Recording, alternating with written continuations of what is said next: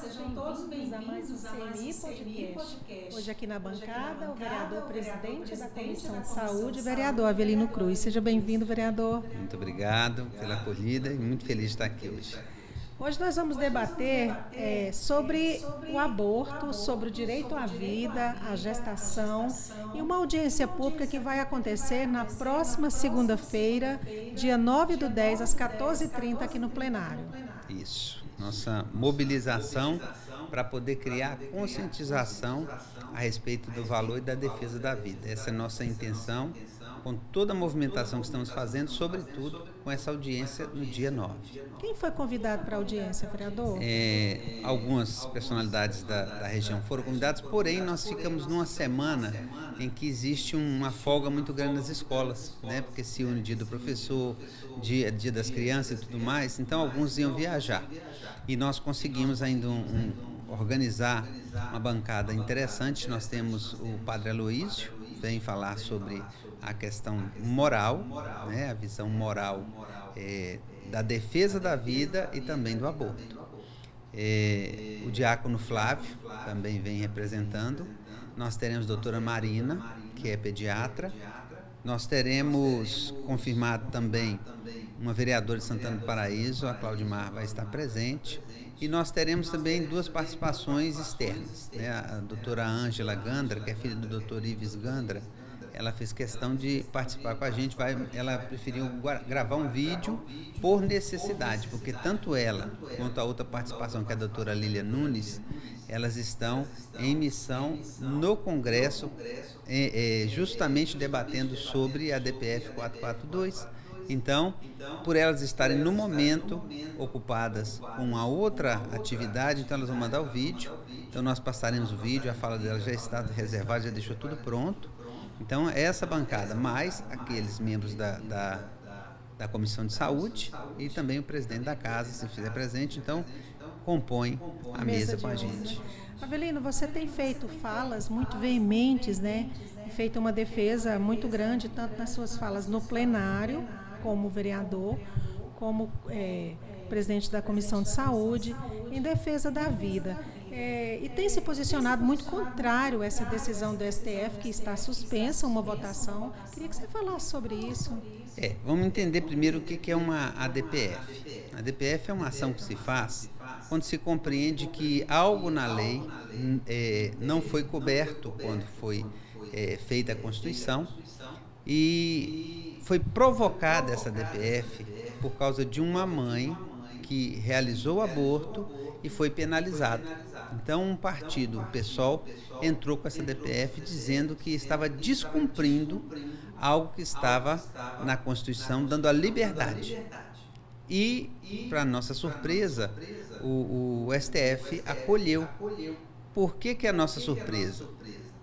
Porque vai garantir a revisão ou análise da liberdade da mãe, mas não vai garantir a revisão e análise do filho que estava no útero em gestação, porque a nossa Constituição tem como cláusula pétrea a defesa da vida. E, na verdade, quem foi vítima é quem estava no útero. Então, essa discussão foi se desenvolvendo e criou essa celeuma toda, porque já existe legislação. O Código Penal já prevê os casos em que no Brasil é possível descriminalizar o aborto. Quais são os casos? No caso em que aquela gravidez oferece risco para a mãe, um exemplo, quando acontece o óvulo fecundado, ele fica parado na trompa, que é o risco de morte para a mãe e para a criança. Então, nesse caso, é permitido fazer uma intervenção. No caso também de outras situações em que a saúde da mãe corre risco, e também quando ocorre um abuso, né, um estupro. Então, também está previsto, não é obrigado, mas a mãe tem o direito de fazer a opção por esse ato sem ser condenada, é descriminalizado, né? Então, e pouco depois, uma outra DPF garantiu também um terceiro caso, que é o caso do nascimento de um anencéfalo, né? Aquele que está se desenvolvendo no útero sem o cérebro. Então, são os três casos, já existe legislação, já existe previsão, e, no entanto, as pessoas dizem que o legislativo não se manifesta. Ele se manifesta, porque 90% dos brasileiros são contrários ao aborto, defendem o direito à vida. Existem várias críticas, vários ataques, que a gente só quer saber do útero, depois que nasce. Não é nada disso, isso é pura falácia. Se você pegar o conteúdo do processo, as argumentações eivadas de mentiras, muita fraude no documento.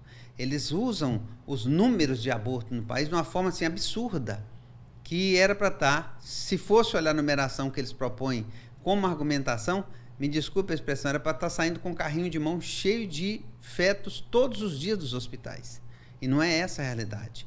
A gente estava fazendo um cálculo básico, praticamente em todas as ruas a gente ia ter que estar encontrando com mães todos os dias que fizeram aborto pelo número. Então, é uma argumentação falsa, e isso está sendo avaliado. O processo cheio de erros, inclusive agora que a Rosa Weber, que acabou de aposentar, fez uma proposição, ela atropelou todos os tempos. Fez até um voto favorável, né? Ela já queria deixar como legado essa infelicidade de se posicionar favorável ao aborto, mas nós sabemos que existe uma indústria por trás disso, né? Se você for ver historicamente, nós não estamos em algo que é de ontem ou de anteontem. Eu, muito antes de entrar na política, eu já militava com essa bandeira contra o aborto, porque vira e mexe, existem investidas, né? E eu aprendi sobre ativismo judicial 2010, 2012, por aí, já se fazia um estudo sobre isso, eu já via sobre isso, muito antes de eu pensar em entrar na Câmara, já percebia isso.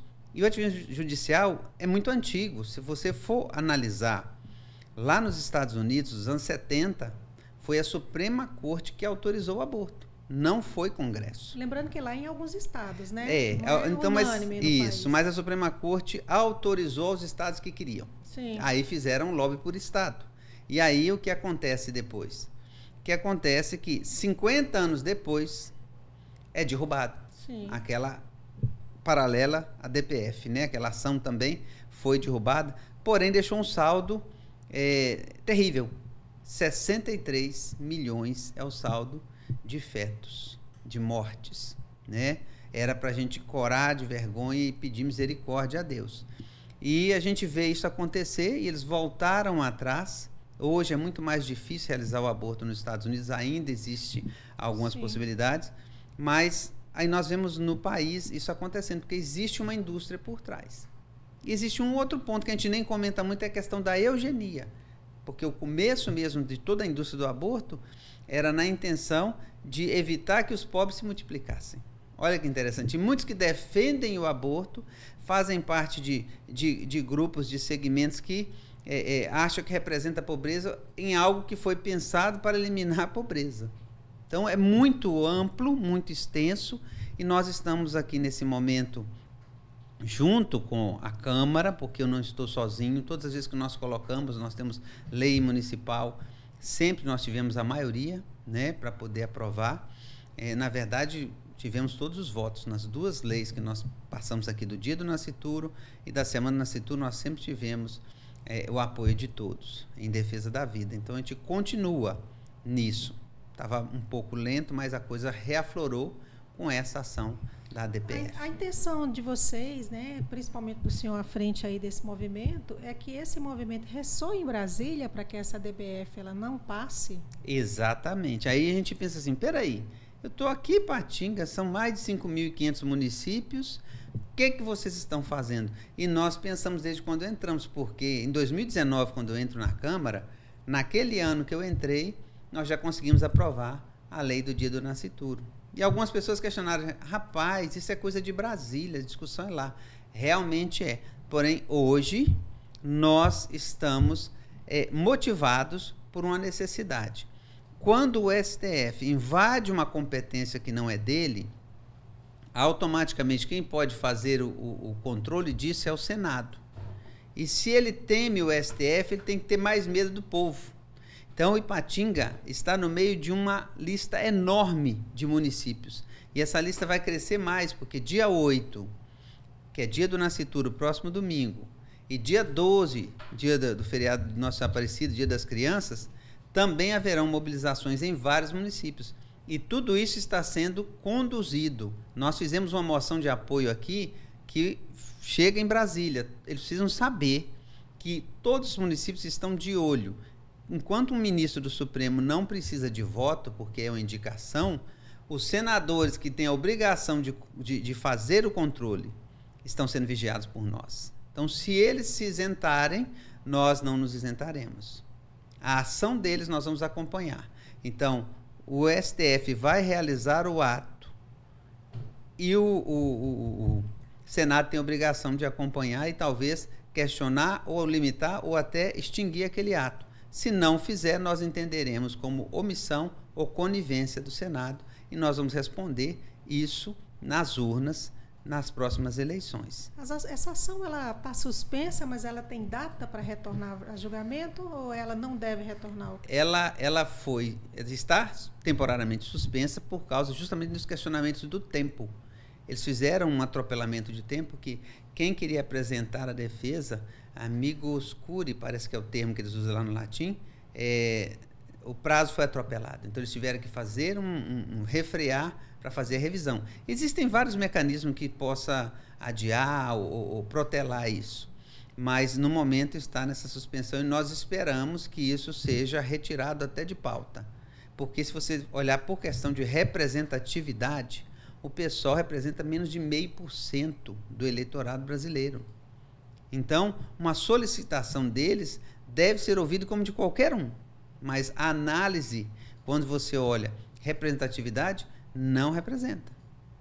E quando se fala que o Congresso está inerte, que o Legislativo está inerte, não é verdade. Existem vários projetos tramitando na Câmara, porém lá é tudo muito mais lento. E mesmo se nós formos pegar o jurista, o doutor Ives Gandra, ele diz que mesmo quando o Senado se cala, ele está agindo dentro do seu papel. Porque muitas vezes ele se cala porque a maioria não quer que aquele assunto seja tratado, ou seja, já tem um posicionamento nacional. Aí eles insistem em fazer talvez um plebiscito, alguma consulta popular. A gente acha que isso é inválido, porque infelizmente os mecanismos podem ter vários tipos de ações em cima dela que leva a crer que não vai ser a verdade. Então nós temos nossas dúvidas. É preciso que passe pelo Congresso, porque aquele deputado, aquele senador que se manifestar favorável, ele depois vai ser acompanhado pelo povo. E nesse ponto o povo é implacável. O desenho, né, o político hoje de direita, que são grupos que promovem esse debate muito aberto contra o aborto, contra a legalização da maconha, está muito claro. O Senado e o Congresso hoje também, assim como aqui na Câmara, né, vamos dizer assim, a bancada de direita ela é maior. Não, isso é até relativo, mas determinados pontos, se nós pegarmos em campanhas, geralmente, mesmo aqueles candidatos que são de uma linha que defende, eles não abrem o jogo. Eles mentem, eles omitem durante a campanha, eles não expõem a realidade. Não tocam no assunto. Não tocam. Por quê? O povo é contrário. Mesmo que vote em sigla A ou sigla B, ele é contrário. Eu vou dar o exemplo do que nós estamos mobilizando para domingo. Uhum. Ele não tem uma bandeira partidária. Nós estaremos ali sem cor de camisa, estaremos de camisa branca, né? Não haverá isso. E mesmo porque, quando nós convocamos todas as denominações religiosas para mostrar a mesma coisa, não importa em quem você votou. Agora é hora de unirmos forças, porque nós temos um inimigo comum. Aí, é o aborto. É o aborto, que posteriormente nós vamos debater também sobre a descriminalização de droga, porque os municípios, a sociedade, os governos trabalham muito para poder vencer esse flagelo e de repente você pega de novo, porque a gente fala 11 ministros, mas não são 11, basta o voto de 6 e querem liberar. Agora você imagina, eles querem liberar de 30 a 60 gramas de maconha. Quantos cigarros é possível fazer com 60 gramas de maconha? Aí seu filho, sua filha vai para uma festa escolar e agora é liberado que cada um possa carregar 60 gramas. Imagina o que vai acontecer. Né? E esse é um debate que depois a gente volta aqui. Sim. Porque pelo Compude, nós vamos debater isso. No próximo podcast. Isso. Mas é uma ação também, uma DPF, que as pessoas precisam entender que o mecanismo é muito bom, o mecanismo que nós temos, que faz com que a República seja a forma do nosso governo caminhar. Mas para que ela caminhe, tem que acontecer o equilíbrio. O legislativo faz a lei dentro do seu âmbito, o executivo vai fazer o seu trabalho de executivo e o judiciário vai aplicar a lei. Então, quando cada um cumpre a sua função, a gente consegue alcançar bons resultados. Quando o executivo se intromete no legislativo, quando o judiciário não obedece e começa a invadir competência, quando o legislativo é omisso e não realiza, então, sim, a bagunça se estabeleceu. Por isso que muitas vezes é dissolvido Congresso, é dissolvido Supremo também, já aconteceu 2 vezes aqui no país, por causa disso, porque as pessoas tomam uma liberdade e deixam de colocar o seu pé no chão. Aí vem as teorias, vem as ideologias, isso todo mundo tem direito, mas não é isso que é o pacto social que nós fazemos no país. Avelino, voltando à questão das semanas, você sempre presenteia com a réplica, né?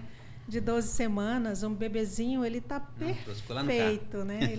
O João vai trazer para nós, é bom que mostre aqui. A réplica de 12 semanas é emblemática. Né? Eu conheci em 2019, eu via, mas em 2019 eu fui em uma reunião em Brasília, né, com a então doutora Ângela Gandra, que era a coordenadora nacional da Secretaria Nacional da Família.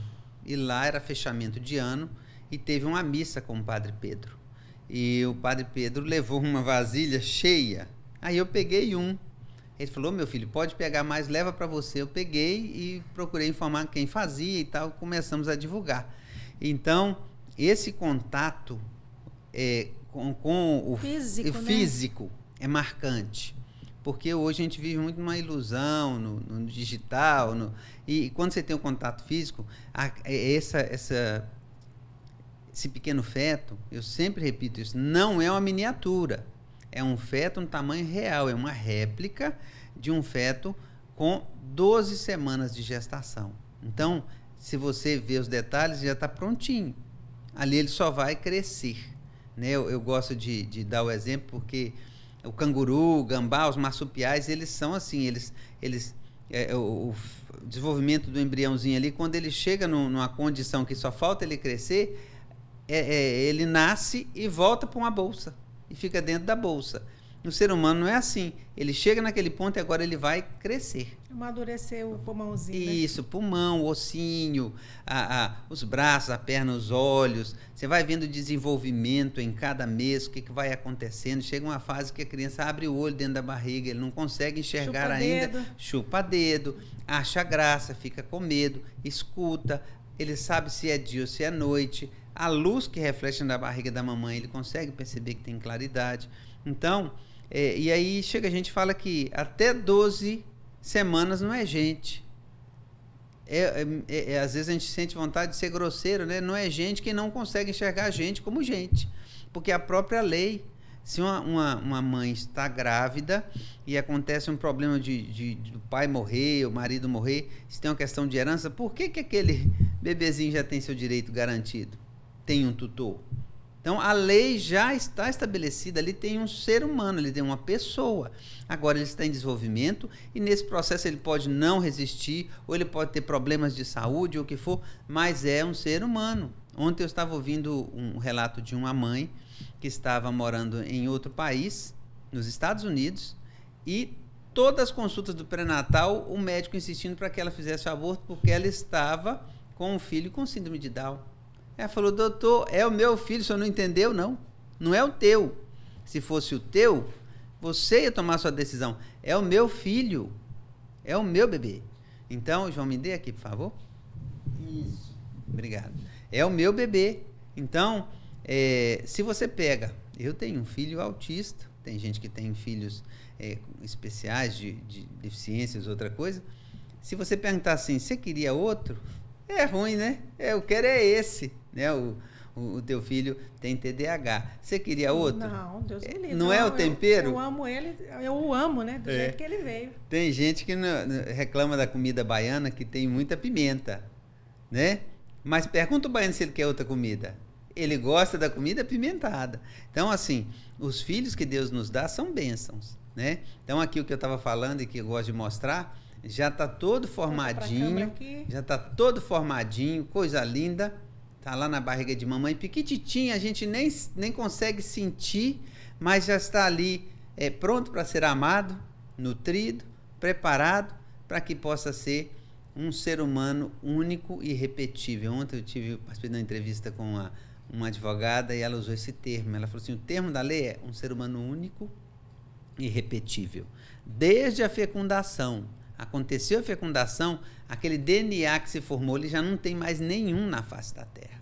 Você vê como Deus é perfeito na criação dele, né? Fez a natureza dessa forma.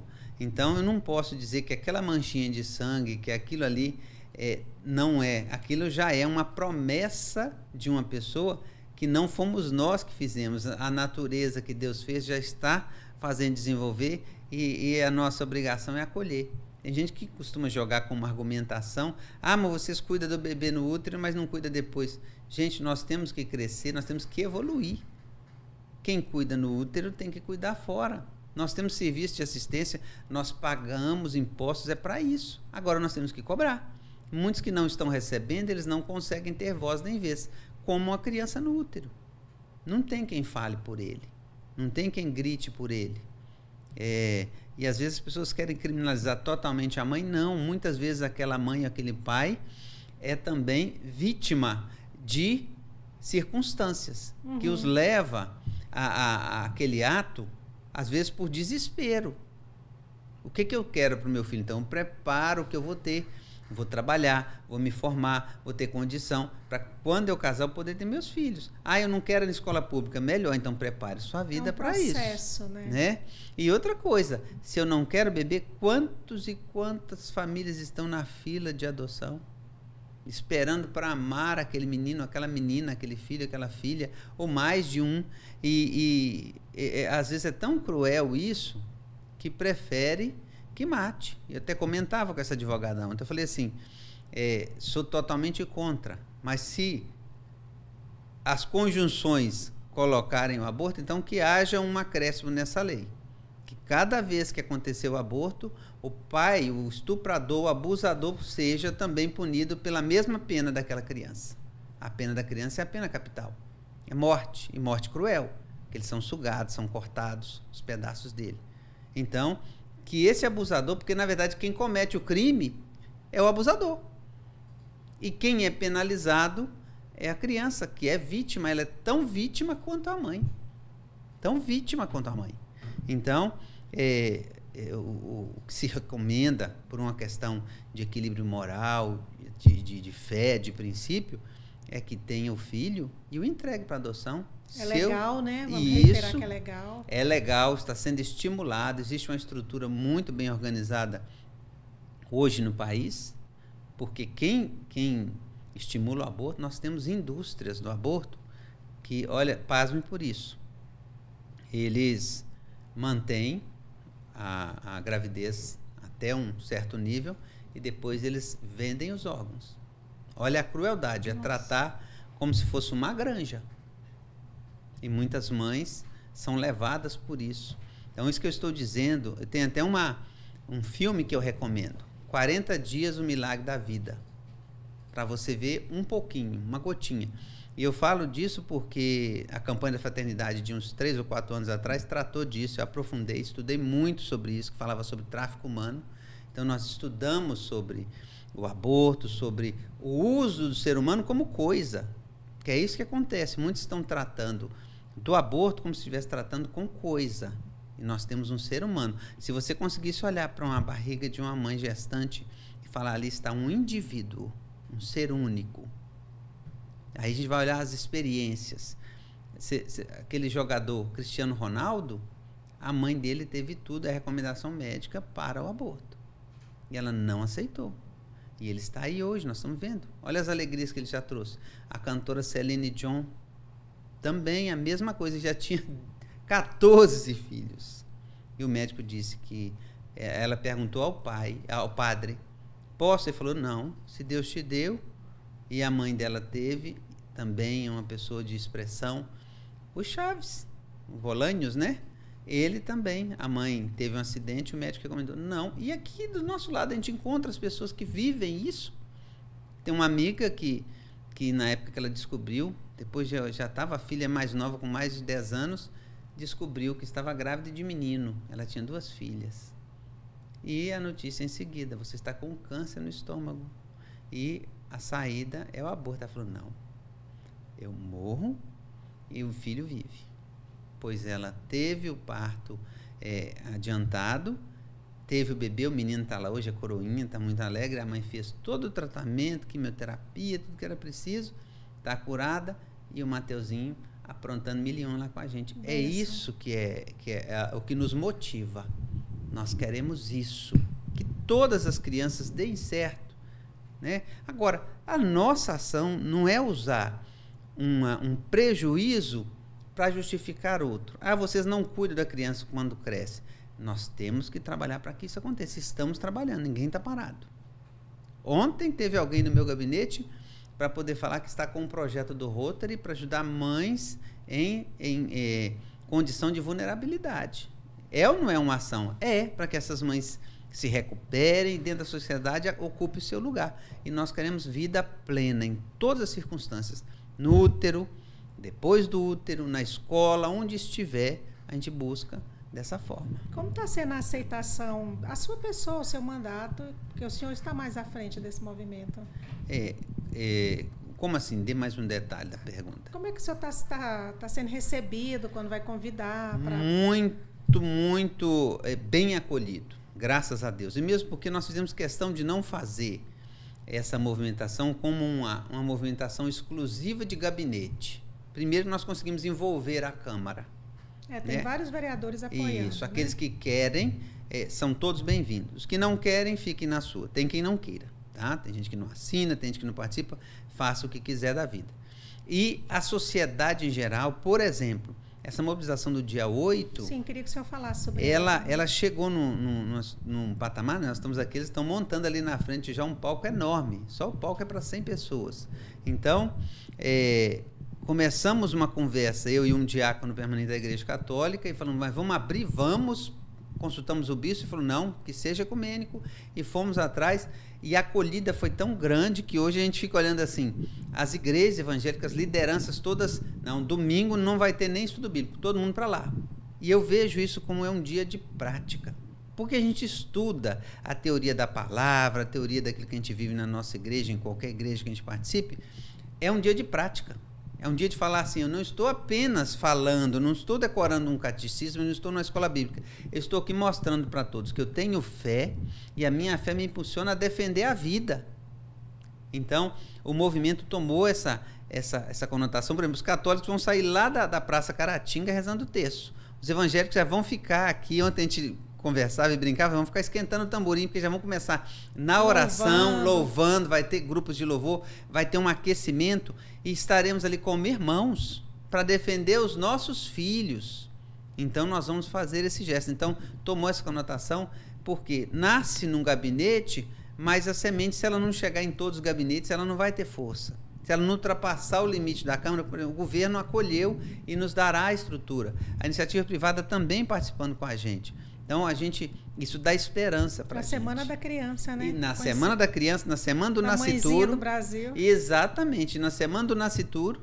E então, assim, tudo isso convergiu e a gente ficou muito feliz com essa manifestação. Será um momento de paz, por isso que nós escolhemos vir de branco. Para que não venha ninguém com a camisa A ou com a camisa B, que vai marcar o partido tal, o grupo tal. Não, estamos unidos. Não importa quem está aqui, eu não sou católico, evangélico, espírita, ateu, judeu, não. Eu sou aqui um brasileiro pela vida. Essa que é a nossa missão, né, nesse dia. E a gente está com muita esperança. Aí alguém brincou assim, e se chover como está dando esse chuvão? Eu falei, vai ficar mais bonito ainda, que você vê a quantidade de sombrinha colorida. Vai ficar bonito demais essa praça. E há muito tempo essa praça não enchia, a Praça dos Três Poderes, né? Então, a gente fica muito feliz pela iniciativa e pelo abraço que todos deram ao projeto. Vamos, então, agora para as nossas considerações finais. Queria que o senhor reiterasse o convite para a audiência pública, né? E já falasse sobre a lei do Nascituro, que vai ser debatido na audiência. Exato. Então, dia 8, esse evento na Praça dos Três Poderes, na Praça da Prefeitura. E no dia 9, logo em seguida, nós vamos aqui na Câmara às 14h30 14 horas, fazer uma audiência pública para tratar exatamente em defesa da vida. Dia 8, às 8 horas da manhã. Isso. E no dia 9, às 14 horas, 14h30, mas certo, 14 horas já estará começando. E nesse debate proposto na audiência pública, que tem audiência pública questionadora, essa é questionadora, mas ela é esclarecedora. Até porque vem médico, vem religioso. Vem, e mães, muitas mães, a gente teve que conter algumas, que muitas queriam contar, e assim, as experiências nos enriquecem, vai nos impulsionar. Então, promete essa audiência pública que vai trazer para a gente uma clareza para aquelas pessoas que ainda têm dúvidas sobre isso. É um debate recorrente. Então, o convite para a audiência pública está aberta, chegou, entrou, a casa está aberta, nós estamos ali para poder vivenciar esse momento com respeito, onde cada um vai ter seu direito de fala, dentro do que propõe o regimento, e a audiência pública traz desdobramento? Traz sim, que nós vamos avaliar o que foi dito, o que foi feito, e aquilo que é preciso encaminhar dentro de uma ação parlamentar, nós vamos fazer. E deixar isso para a comunidade, e eu tenho certeza, porque já começaram, novas ações vão surgir a partir daí. Então, a defesa da vida, eu insisto, no desenvolvimento intrauterino, sim, do nascituro, mas nós queremos a vida plena para todos, desde o nascimento até a sua morte natural. Não adianta você cuidar do feto, mas deixa a criança ou deixa o idoso desatendido. Né? Nossa obrigação é cuidar dos nossos e daqueles que não tem quem cuide. Né? Hoje nós vivemos num país com muito idoso, por exemplo, estão muito isolados. Vamos espalhar o amor desse jeito. Né? E o cuidado, né? E o cuidado. Então, convite para a audiência também na segunda, dia 9, 14 horas aqui na Câmara. Avelino, deixa suas redes sociais aí para quem nos assiste. Tá, e agora me pegou.